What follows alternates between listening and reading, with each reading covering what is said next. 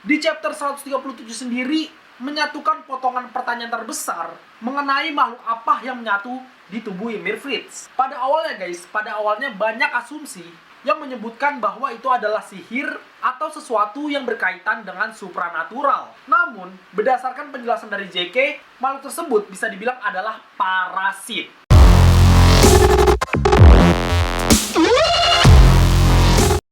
Halo semua, kembali lagi bersama gue Fadri Mahamdi di channel Bang Fatur Punya. Dan seperti judulnya ya, di video kali ini gue akan sedikit bahas Attack on Titan tentang inilah asal-usul dari para Titan. By the way, seperti biasa, sebelum kita masuk bahasan, gue mau ngingetin lagi nih guys. Buat kalian semua yang belum subscribe, please subscribe dulu ya. Kalau udah subscribe, jangan lupa nyalain bell notification-nya, oke? Biar gak ketinggalan video-video baru dari gue. Jangan lupa juga share biar banyak wibu atau anime lovers yang tahu tentang channel ini. Oke, mantap. Sejak pertama kali anime Attack on Titan ditayangkan, sejak episode 1, sejak pertama kali Colossal Titan muncul, selalu muncul pertanyaan di benak para fans. Kira-kira dari mana asal-usul dari makhluk ini? Dari mana asal-usul dari para Titan? Dan siapakah Titan ini sebenarnya gitu? Pertanyaan tersebut selalu muncul di benak para fans bahkan hingga saat ini guys. Dan baru di chapter 137 kemarin, Hajime Sayama memberikan penjelasan yang jelas dan rinci mengenai para Titan. Dengan tersisa 2 chapter lagi, penjelasan yang diperlihatkan di chapter 137 kemarin dirasa akan menjadi penjelasan yang sangat solid dan juga sangat jelas ya mengenai sejarah dari Titan guys. Selain penjelasan tentang asal-usul Titan, di chapter 137 kemarin kita juga diperlihatkan momen di mana pada akhirnya peristiwa Rumbling telah terhenti. Oke, kita lanjut. Penjelasan tentang asal-usul Titan ini disampaikan oleh Zeke Yeager kepada Armin Arlet di saat mereka terjebak di dunia pet bersama-sama guys. Zeke mengatakan kepada Armin bahwa dulu di bumi terdapat makhluk-makhluk yang unik sebelum kemunculan manusia. Makhluk-makhluk tersebut menghilang dan kembali muncul. Tapi beberapa di antara mereka ada yang berhasil bertahan hidup, yang mana kemudian kita mengenalnya sebagai kehidupan. Kehidupan sendiri tidak pernah berhenti dengan tujuannya, yaitu berkembang biak. Kematian dan kehancuran spesiesnya justru berlawanan dengan tujuan awal dari kehidupan untuk berkembang biak. Itulah mengapa kita kemudian diberikan hukuman yang disebut sebagai rasa takut. Dan mengapa anak tersebut, dalam tanda kutip, Ymir Fritz, berusaha untuk menghindari rasa sakit yang selama ini dia rasakan.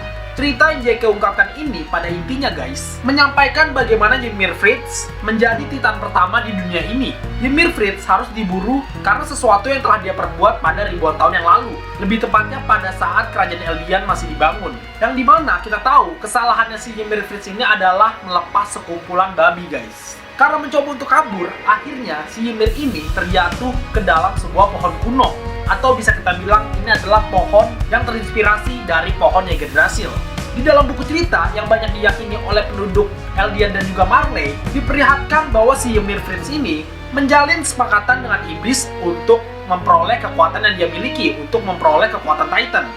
Padahal kenyataannya tidak guys. Di dalam manganya diceritakan bahwa ada makhluk yang berbentuk seperti tulang belakang yang menyatu dengan tubuh Ymir Fritz. Makhluk tersebut menyatu dengan Ymir Fritz pada saat si Ymir Fritz ini terjatuh ke dalam sebuah pohon kuno guys. Dan itulah menjadi alasan kenapa selama ini tulang belakang selalu berhubungan dengan kekuatan Titan. Contohnya aja seperti serum Titan guys. Serum Titan sendiri berasal dari cairan tulang belakang Titan. Nggak cuma itu aja, bahkan kelemahan Titan ada pada bagian tengkuknya guys.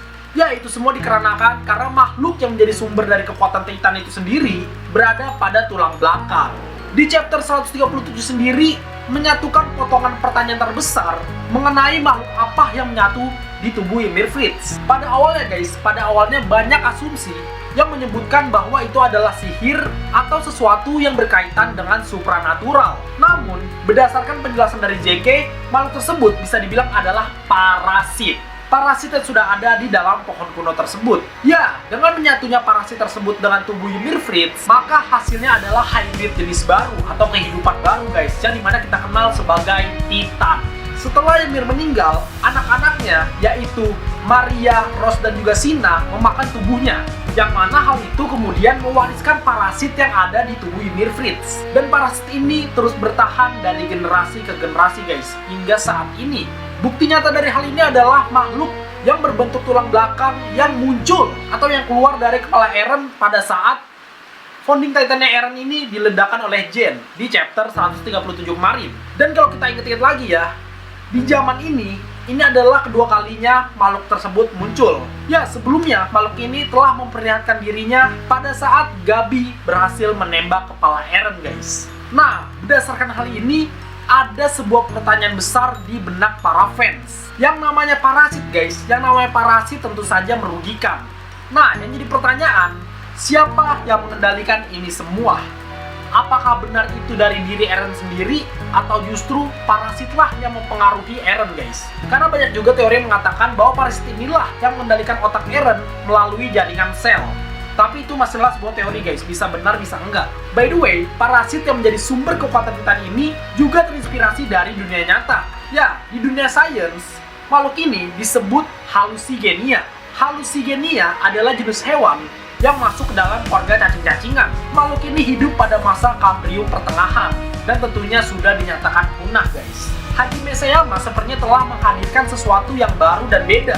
Meskipun pada dasarnya cerita Attack on Titan ini terinspirasi dari mitologi Nordik dan juga Yunani, tapi di satu sisi kita juga melihat adanya cerita fiksi ilmiah di dalam ceritanya, guys. Di sisi lainnya lagi, kita juga melihat adanya unsur fantasi yang sangat kental yang menjadi ciri khas dari Hajime Sayama. Dan itulah kenapa gue bisa bilang kalau si Hajime Sayama ini merupakan salah satu mangaka yang jenius, guys. Karena dia berhasil menggabungkan unsur-unsur yang ada gitu, mulai dari mitologi dunia sains, dan juga unsur fantasi yang dia miliki, guys. Memang gokil nih, autor mangaka ini memang gokil.